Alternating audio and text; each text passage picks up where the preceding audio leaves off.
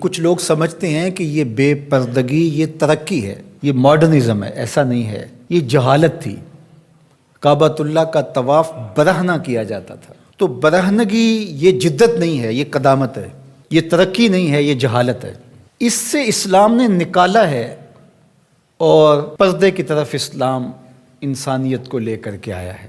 کان رسول اللہ صلی اللہ علیہ وآلہ وسلم اشد حیاء من اظراف خدرہا، کمواری لڑکی پردے میں لپٹی ہوئی جس طرح حیادار ہوتی ہے، حضور اس سے بھی زیادہ حیادار تھے۔ تو یہ ہمارا دین ہے، لیکن مغرب اور لادینی قوتیں جانتی ہیں کہ پردہ اسلام کا شعار ہے، اور انہوں نے پہلے اس کو کمزور اس طرح کیا جس طرح ایک رواج کسی نے کہا، بعض بڑے بڑے چینلز کے اوپر بیٹھ کے نام نہاد مفکرین کہتے ہیں یہ عرب کلچر تھا۔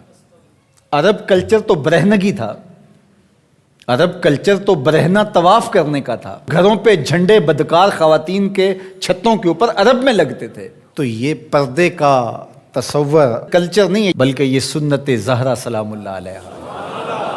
اللہ کے محبوب نے فرمایا ہر دین کی کوئی الگ شناخت ہوتی ہے، الگ پہچان ہوتی ہے، ہر دین کا ایک الگ نشان ہوتا ہے۔ تو اسلام کی وہ خاص چیز، وہ خاص نشان، خاص پہچان پردہ ہے، حیا ہے، اور اگر حیا چلا جائے تو پھر دین بھی چلا جاتا ہے۔ ایک روایت میں فرمایا حیا اور ایمان دو آپس میں جڑی ہوئی چیزیں ہیں، ان میں سے ایک چلا جائے گا پیچھے پیچھے دوسری شے بھی چلی جائے گی۔ تو لادینی قوتیں اس بات کو جانتی ہیں کہ اگر حیا چھین لیں گے تو ایمان اس کے پیچھے پیچھے اس راستے سے جو حیا کے چھننے سے بنے گا، تو انہی قدموں پہ ایمان بھی رخصت ہوتا چلا جائے گا۔ تو لہٰذا ان کو یہ کہو کہ تم ترک ایمان کرو تو یہ تو کبھی راضی نہیں ہوں گے، تو اس لیے انہیں پردے کا ترک کروایا جائے، انہیں حیا کے جوہر سے محروم کیا جائے تاکہ یہ ایمان کے جوہر سے بھی محروم ہو جائیں۔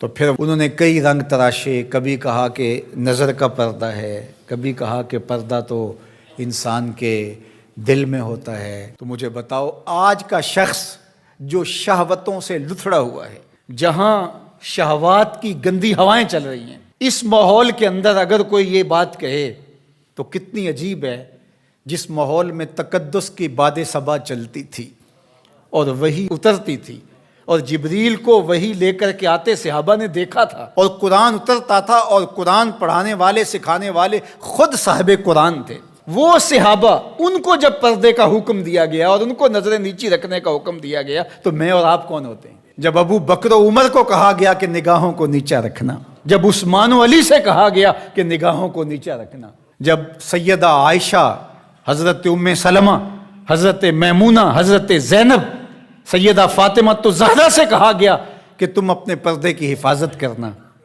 تو مجھے بتائیے اس تقدس مآب ماحول کے اندر بھی جب پردہ کرنے کے لیے مومنوں کی ماؤں کو حکم دیا گیا، اور ابو بکر و عمر، عثمان و علی، عشرہ مبشرہ جن کی جنت کی ضمانت بھی رسول اللہ نے دی ہے، تو جب ان کو بھی کہا گیا کہ نگاہوں کو نیچا رکھنا، تو میں اور آپ کس شمار میں ہیں؟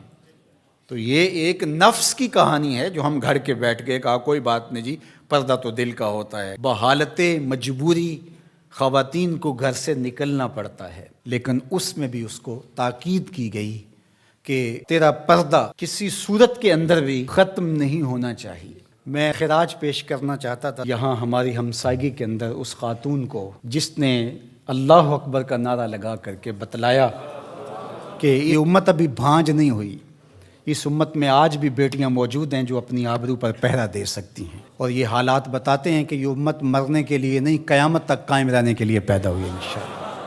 اس دبی ہوئی راکھ میں چنگاریاں موجود ہیں، جو وقت آیا تو شعلہ جوالہ بھی بن جائیں گے انشاءاللہ العزیز۔ اقبال نے ایک بات کہی تھی، اگر پندے ز درویش پذیری، ہزار امت بمیرت تو نہ میری، بطول باش و پنہا شو ازیں اثر کہ در آغوش شبیر بگیری۔ اقبال کہتا ہے اس فقیر کی ایک بات مان لے، ساری امتیں مر جائیں گی، امت مسلمہ تجھے زوال نہیں آئے گا، اور وہ کیا؟ بطول باش، بطول بن جا اور زمانے کی نظروں سے پوشیدہ ہو جا، پھر تیری آغوش میں بھی حسین ابن علی جیسے بیٹے جنم لیا کریں گے، ان کے جانشین تیری گود میں بھی پیدا ہوں گے۔ تو اس لیے پردہ ہماری شناخت ہے۔ آج جو کہتی ہیں جناب پردہ پردہ، یہ کیا ہے؟ یہ تو کٹھ ملا کی اصطلاح ہے، کچھ بولتی ہے جناب یہ دقیانوسیت ہے، کوئی کہتی ہے یہ زمانہ قدیم کی کہانیاں ہیں۔ جب قبر میں اتریں گے تو اس وقت مرد کے لیے 3 چادریں، عورت کے لیے اسلام نے پھر بھی 5 چادریں رکھی ہیں اس وقت. اس کا کفن بھی الگ رکھا ہے اس لیے کہ وہ پردے کی چیز ہے. تو کیا کوئی عورت کہتی ہے کہ مجھے اسکرٹ میں دفن کر دیا جائے، میں بے پردہ قبر میں جانا چاہتی ہوں؟ اس وقت تو سب کہتے ہیں تنیاں بھی باندھ دی جائیں، اس وقت محارم قریب آ جائیں جو لحد میں اتاریں. تو اگر زندگی کے بعد بھی پردے میں لپٹ کے جانا ہے تو ساری زندگی سیدہ فاطمہ کی غلامی میں بسر کر دیے جائیں، ان کی کنیز بن